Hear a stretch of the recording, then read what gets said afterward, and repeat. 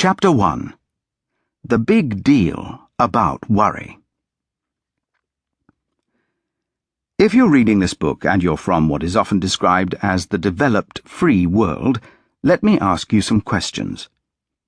How does it feel to be one of the wealthiest people to have ever lived on this planet? How does it feel to know your life expectancy is higher than any other generation that's ever been born? How does it feel to have the opportunity to travel and discover more of life's riches in a week than most people previously had in a lifetime? Now let me ask you another question. Why on earth, given the above, would anyone need to worry, feel anxious, or suffer from stress?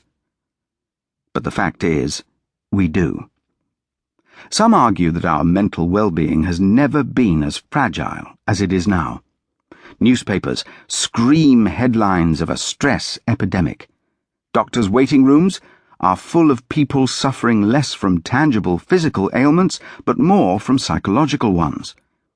And, despite the current economic gloom, the reality is, we've never had it so good, and yet, we've never felt so bad. How come? If you were born in 1900, your life expectancy was around 46. And if you were born that year, then congratulations on living so long. But what possessed you to buy this book? If you were born in 2003, your life expectancy is now over 80 years. Good, eh? Materially, we've never had such prosperity, and that's despite the economic turbulence of the last few years.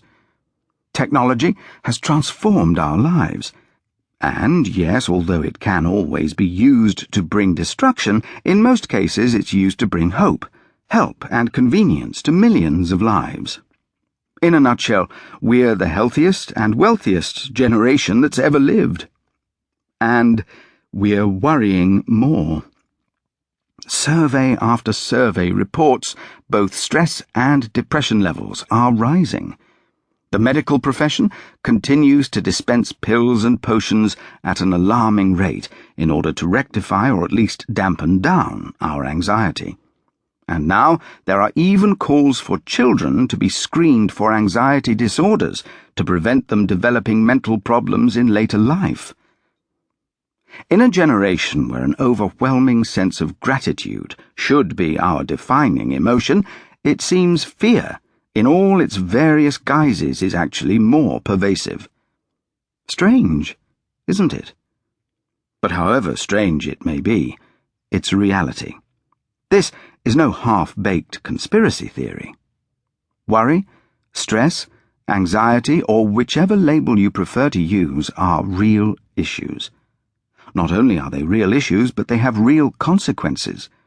Consequences that ultimately impact not only our lives, but also the lives of others around us. It's a big deal, with serious implications. So what do we mean by worry? My friend Stephanie was curious to know about the book I'm writing. When I mentioned it was on the subject of worry, she replied, "Oh, I don't need to read that. I never worry. It's not in my makeup. I get stressed at times and occasionally feel anxious about stuff, but I never worry." Well, whatever label you use to describe your emotions, be it worry, stress, nerves, or anxiety, they all seem to have common themes. All of them imply a lack of emotional well-being to some degree or another.